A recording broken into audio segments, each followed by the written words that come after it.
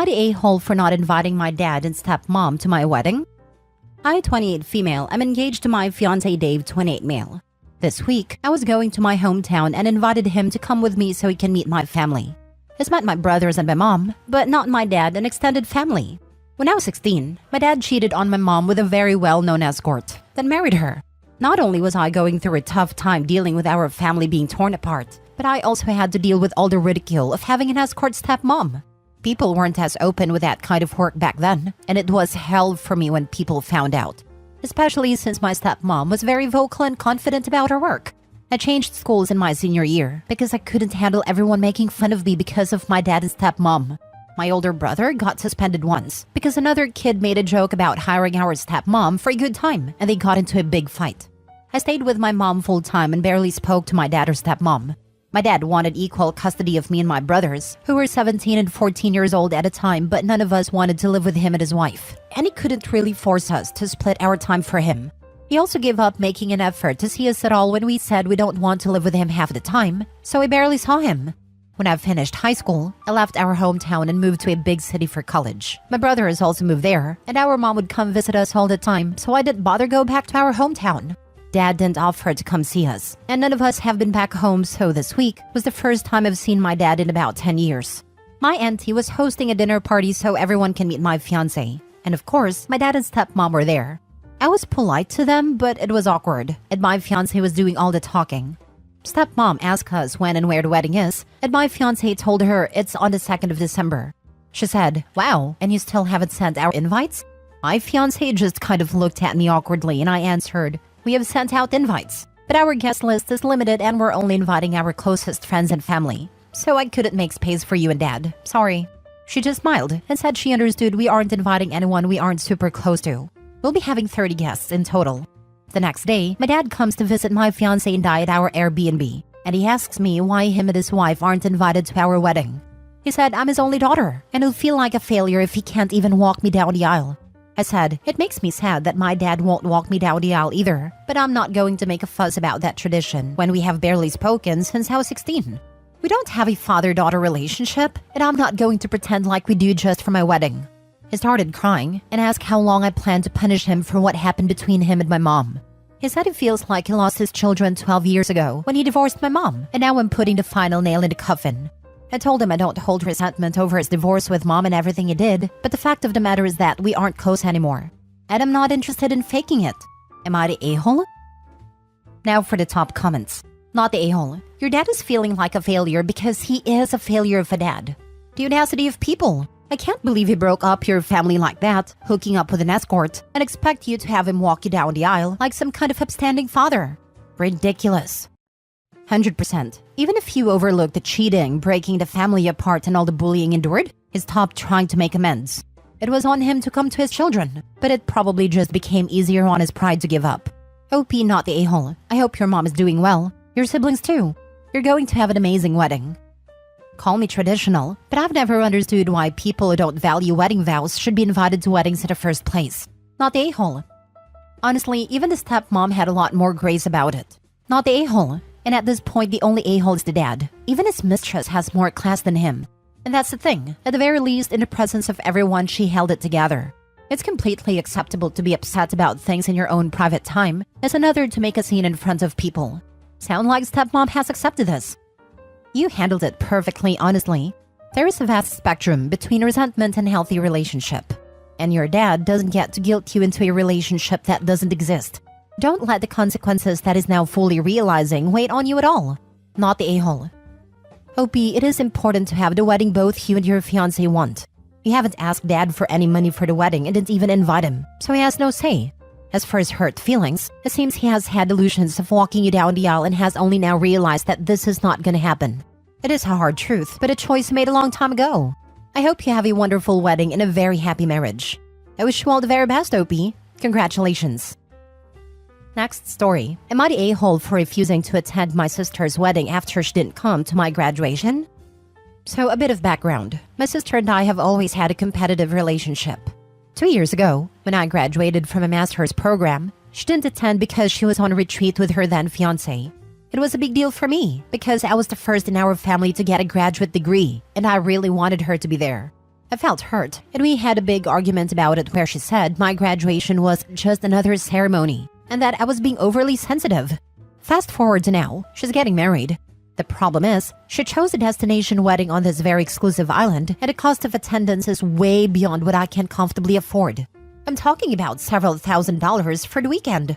When I told her I might not be able to come, she freaked out and said I was trying to sabotage her special day. I'm also a bit tight on money because I've been saving up to buy a house. I tried explaining this to her, but she said that I'm being selfish and that I should take out a loan if I have to because it is her once-in-a-lifetime moment. I haven't given her a definitive answer yet, but I'm leaning towards not going.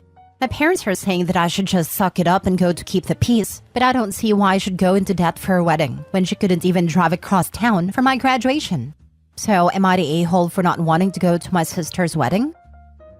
Not the a-hole. Never go in debt for someone else, especially a destination wedding. I'm sorry, I can't afford that and won't be attending. Rinse and repeat.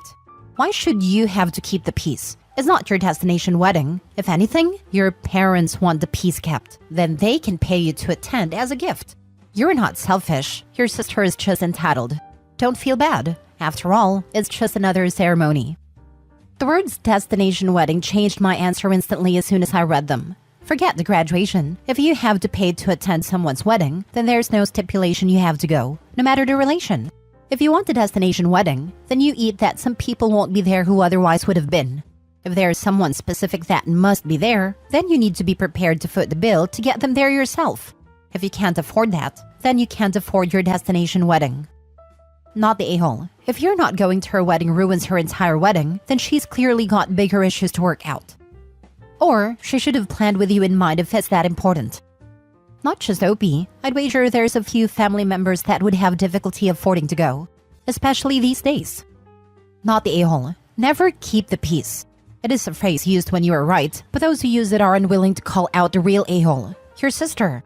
Don't put yourself in debt or use savings for a vanity wedding. Because that's all it is, her ego-stroking destination wedding. If she needs you there, let her pay for you. But seriously, don't go. Your reasons are 100% valid. I hate this phrase with every fiber of my being. It's used to bully people into tolerating crappy behavior, and it serves only to encourage a-holes to keep being a-holes. I refuse to keep the peace with someone who treats me badly. I will call them on it, or simply cut contact.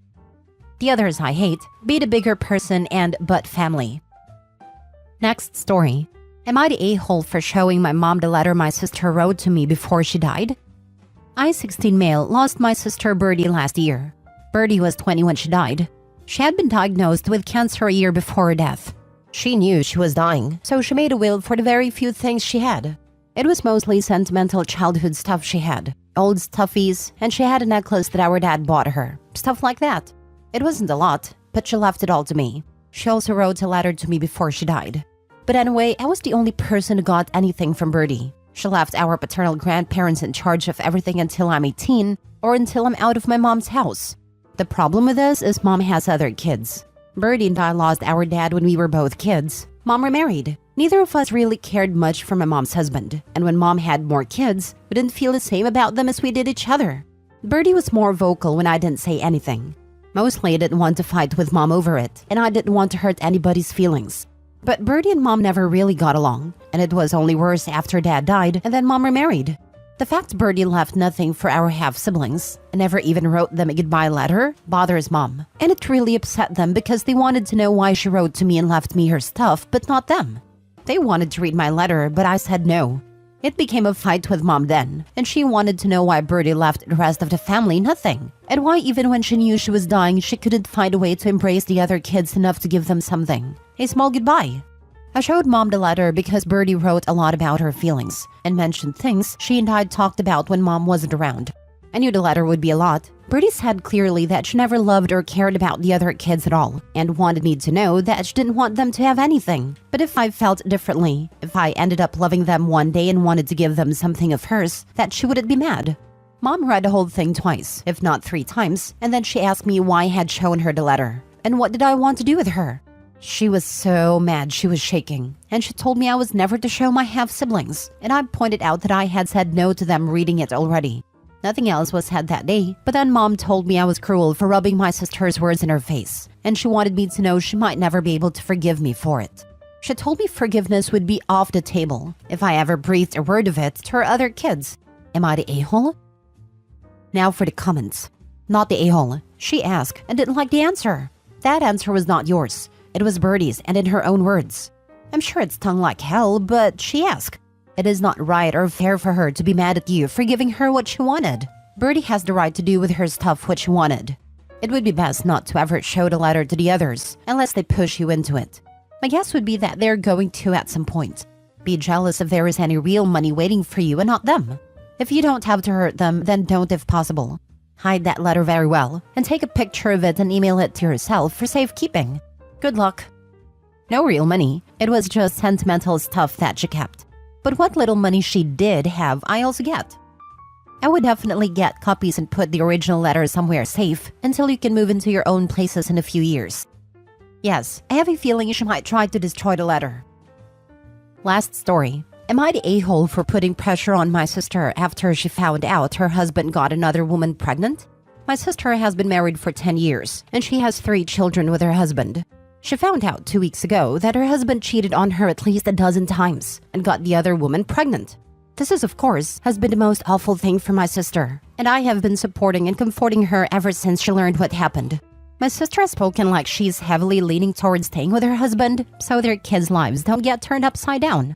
She has said that she could not be around a child though, and would never accept them. I understand her feelings are all over the place and that she's still raw with all of this. But when she talked about staying and mentioned her feelings for the child, I felt like I needed to step in, and this is where I might be the a-hole. So there is some background as to why I feel so strongly. Our dad was the result of an affair. He was not American, and his country of birth did not give divorce as an option. So his father's wife stayed, and he ended up with custody of Dad.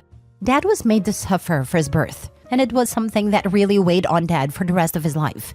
He said he was born hated, and he knew he would die hated if his half-siblings were still alive in his country of birth. His childhood was miserable, and there were times he wondered how he survived his childhood. It was rough, and he moved to America young to start anew and have a better life. We were told about this a few times, and I always think of Dad and the pain he carried because of his childhood. So I truly feel divorce is better, and especially when it's so easily available here versus what Dad went through and what his father's wife went through with no options to leave. This is why I told my sister she shouldn't stay just to keep her kids' lives from turning upside down. I pointed out that it was not healthy for anyone, told her to think of Dad. She told me I shouldn't be putting pressure on her right now. That she knows what Dad went through, but this is her kids' lives. It's her life. She told me I wasn't helping anymore and that's what she needed. Help via me listening to her and shutting up about leaving. Then she told me I freaking sucked right now, and I should be more worried about her than anyone. Am I the a-hole? The real a-hole here is her sister's husband, who not only cheated on her, but also didn't even have the decency to use protection while doing so. Would he have ever told your sister about his affair if his mistress hadn't gotten pregnant? My guess is no, given how long the affair had already been going on. The real advice her sister needs is to get tested for STD or STIs. No a-holes here except her sister's husband. Apologize to her and just listen until she has had the time to start to process things. She's right, it has been only 2 weeks. Also, your sister is really traumatized and needs to make a lot of decisions and get used to a new reality. She needs to get through her many emotions, and it's okay to let her be mad at you until she can find it safe to be mad at her rotten husband. She's going to have a long period of adjustment, so be patient with her and with yourself, and encourage her to express herself. I know that you are very much not the a-hole. Much love and care to you both. This literal exact thing happened to me last year. I found out in July. I am just now fully adjusted to my new life, and still processing my emotions/feelings. This advice is spot on. She has a lot to get through. My heart hurts for OP's sister. It is an awful traumatic thing that happened to her. I filed for divorce a little less than 2 months ago. I just wanted to put it out there. OP's sister could take a while to get through this. Your sister's kids' lives are already being turned upside down. Kids know when things aren't right with their parents, and forcing a happy family onto a serial cheater with a baby mama is not going to work at all. The kids will suffer less if she leaves him and finds someone who will be a true partner and treat her with respect. She is in denial and seems to think she can just will this away. She cannot. Her husband will keep cheating and she will stay miserable. And her kids will know about it and it will influence their future relationships for the rest of their lives. I get that she feels she needs support from you and not lecture on things she already knows. But she's got big decisions to make, and quickly. Not the a-hole, but maybe apologize to soften the blow, as you don't want her to distance herself. But at the same time, it doesn't sound at all to me like she's really thinking of her kids yet.